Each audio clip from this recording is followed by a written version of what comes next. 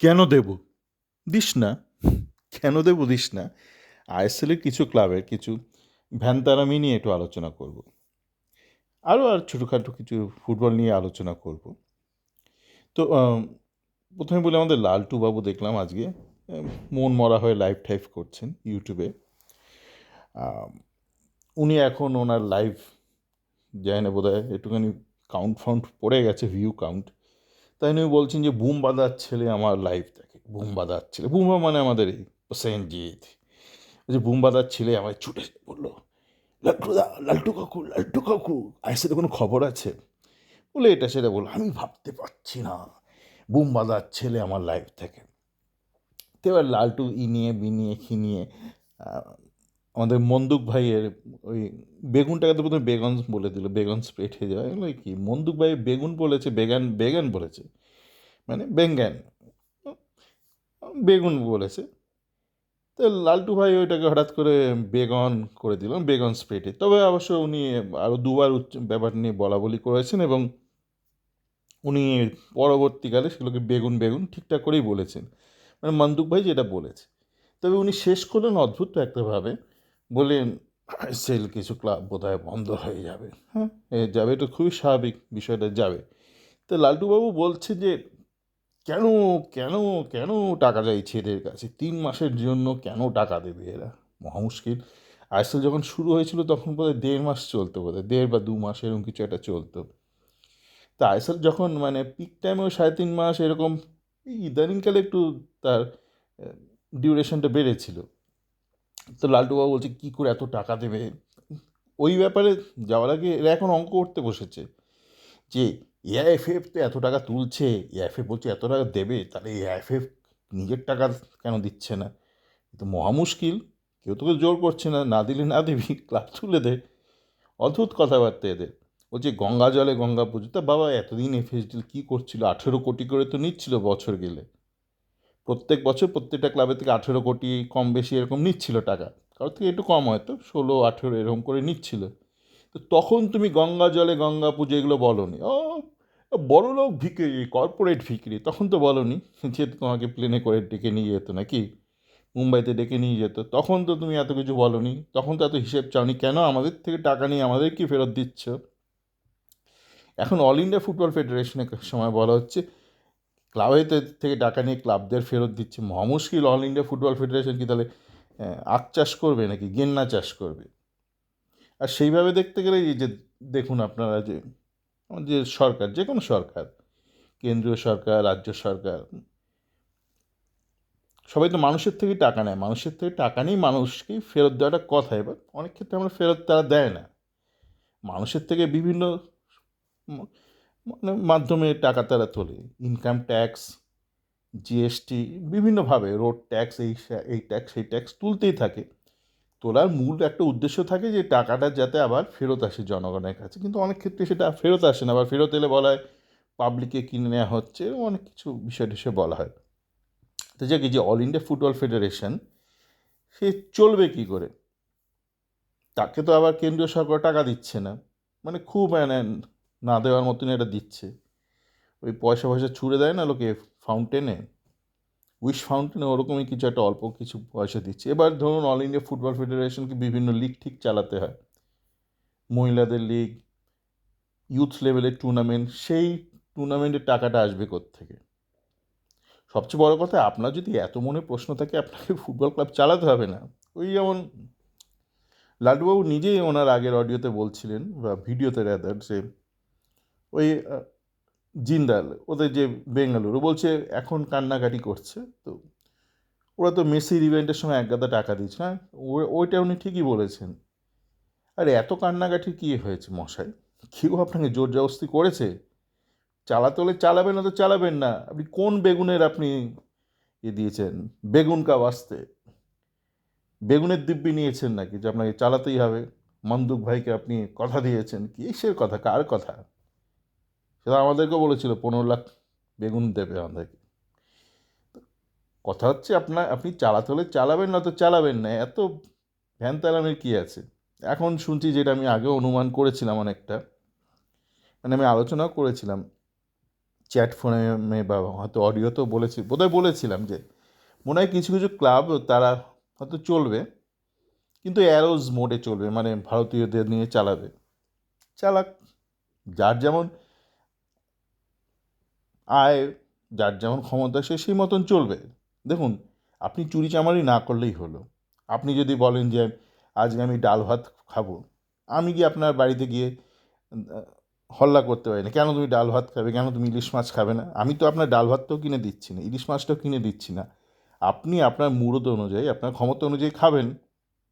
ডাল ভাত খাবেন কি, ঘি ভাত খাবেন কি, মাংস ভাত খাবেন, আপনি আপনার টাকাতে আপনার ইচ্ছে মতন খাবেন। আপনাকেও কাউকে কৈফিয়ত দিতে হবে না, আর আমারও মানে কোনো অধিকারই নেই আপনাকে প্রশ্ন করার মতন। তেমনই কারো যদি অর্থ থাকে সে ক্লাবটা চালাবে, না তো সে বন্ধ করে দেবে। সহজ অঙ্ক। আর বলছি রেলিগেট কী করে হবে, কেন হবে? আর মশাই এখানে এটা একটা নিয়ম। আপনি স্কুলে মানে মোটা টাকা দিয়ে যদি স্কুলে ভর্তি হন, আপনাকে যদি পরীক্ষায় ফেল করিয়ে দেওয়া হয়, আপনি বলবেন আমাকে কেন ফেল করানো হলো, আমি তো মোটা টাকা দিয়ে ভর্তি হচ্ছি, স্কুলে অ্যাডমিশন ফি দিয়েছি, টিউশন ফিস দিয়েছি, আমাকে কেন ফেল করানো হবে? আপনি পড়াশোনা করলে আপনাকে ফেল করাবে না স্কুলে, কিন্তু এখানে এই এই সিস্টেম যেটা ফুটবলের ক্ষেত্রে, এখানে দেখুন একজনকে দুজনকে রেলিগেট করতে হবে, তার কারণ নয়তো নিচের ধাপ থেকে উঠে আসবে না। তো আপনি তো আর 10টা টিমকে নিয়ে তো আর একটা ফুটবল সিস্টেম চালাতে পারেন না। একটা ফুটবল সিস্টেম থাকে, সেখানে ক্লাবরা উঠে আসে আর কিছু ক্লাব নিচে যায়, তবেই না আপনি অনেকগুলো ক্লাবকে নিয়ে একটা সিস্টেম চালাতে পারবেন। না তো ওপরের লেভেলে একটা টায়ার নিয়ে লিগ চালাতে হবে, তাহলে আপনার সেকেন্ড টায়ার থাকবে না, থার্ড টায়ার থাকবে না, ফোর্থ টায়ার থাকবে না, কিছুই থাকবে না। সেক্ষেত্রে আপনার তো প্লেয়ারটাই তৈরি হবে না। এইটাই তো সিস্টেম, ফুটবল খেলা এটাই নিয়ম। একটা পিরামিডের মতো, লিগ স্ট্রাকচারের মতো, উপর থেকে নামবে, নিচ থেকে উঠবে। তা আপনার যদি এতে আপত্তি থাকে তো আপনি ফুটবল খেলবেন না, আপনি শুধু আইপিএল নিয়ে ব্যস্ত থাকুন। কে মাথার দিব্যি দিয়েছে? ভালোই তো আছেন আপনি ক্রিকেট নিয়ে। বাংলাদেশের ওপর আপনি রোয়াব নিচ্ছেন, যত তৃতীয় বিশ্বের ওপর গরিব ছোট লোক যত দেশ আছে, বাংলাদেশ, শ্রীলঙ্কা, পাকিস্তান, এইসব নেই, আফগানিস্তান, যত রাজ্যের ভিখিরি দেশ টাইপ আছে, এদের ওপর রোয়াব করে ভালোই তো থাকবেন। আপনি যদি ভাবেন যে আপনি দারুণ আছেন, ভালো থাকবেন, অসুবিধা কী আছে? যদি যান কোনো ইউএসএতে বা ইউরোপে কোনো বড় বিজনেস মিটে বা পলিটিক্যাল মিটে, যদি বলে ফুটবল, চুপ করে থাকবেন, একদম চুপ করে দেবো। এ ফুটবল क्या है जी, বেঙ্গন है जी, বেঙ্গন जी, टमाटो जानते हैं जी, বেঙ্গন जानते हैं जी, ফুটবল क्या जी, চেপে থাকবেন। আরে অসুবিধা কী আছে? একটু না দুটো খিস্তি খাস্তা করবে, আপনি ধরুন আপনার, আপনি যদি ইংরেজি না জানেন আরোই ভালো, বেঙ্গন বেঙ্গন ভর্তা, ওনার পক্ষে তো খুবই ভালো। ওনাকে যদি কেউ ইংরাজি ভাষায় হোয়াটফা কিছু একটা বলে ঠলো, উনি বুঝতেও পারবেন না। তো কোনো অসুবিধাই নেই, মানে কোনো দরকার নেই। আচ্ছা আচ্ছা, যাই, একটা ভালো বিষয় নিয়ে এটা শেষ করি। যে আজ থেকে 2 বছর আগে, তখন আমি কলকাতায় গিয়েছিলাম, মানে আমি ব্যক্তিগত কাজে একাধিকবার যাই, তো তখন আমি একটা ছোট্ট একটা ভিডিও তুলেছিলাম ইস্টবেঙ্গল মহিলা টিমের অনুশীলনের। ওই গিয়েছিলাম একজনের সঙ্গে দেখা করার জন্য, তিনিও গিয়েছিলেন ওই অনুশীলন দেখার জন্য। তো কালকে হঠাৎ করে অনুশীলনটা আবার দেখছিলাম, তখন দেখলাম সাথী দেবনাথকে দেখলাম। আমার খেয়ালও ছিল না যে সাথী দেবনাথ ওই টিমটাতেই ছিল। তো এই যে তখন অনেকের একটা খেদ ছিল যে আমাদের ইস্ট বেঙ্গলের কোচ নিজেও বলছে মাঠে দর্শক আসছে না, দর্শক আসছে না। তাই আমি বলেছিলাম দেখুন, এই দর্শক আসাটা না, আপনাকে এটা নীতিগতভাবে একটা সততার সাথে এর একটা বৃদ্ধি প্রত্যাশা করতে হবে। মানে আপনি দুম করে আনতে গেলে আপনাকে ওই বিরিয়ানি ফিরিয়ানি দিয়ে, জার্সি টার্সি দিয়ে আনতে হবে। সেই জিনিসটা কোনো দিন টিকে থাকে না। পয়সা দিয়ে আপনি যদি লোক জোগাড় করেন মাঠে। তো এখন দেখবেন, আপনারা যদি দেখেন, কল্যাণীতে খেলছে তো ইস্টবেঙ্গল মহিলা টিম, একের পর এক ম্যাচ জিতে চলেছে। 6টা ম্যাচ খেলেছে, 6টাই তারা জিতেছে এবং বেশ কনফিডেন্টলি জিতেছে, মানে দাপিয়ে খেলে জিতেছে। এবং শুধু দাপিয়ে খেলা না, ভালো খেলছে। আমার মনে আছে বহুদিন বাদে যখন ইস্টবেঙ্গল মহিলার ফুটবলে আবার টিম করলো, কন্যাশ্রী কাপ তো খেললো, তখন কন্যাশ্রী কাপের বোধহয় ফাইনালটা শুধু দেখানো হয়েছিল ইউটিউবে। তো না বসে দেখতে পাচ্ছিলাম না, দেখেছিলাম কেননা একটা উৎসাহ দেওয়ার জন্য, মানে কেউ ভিউ না করলে তো খারাপ দেখায় না তো।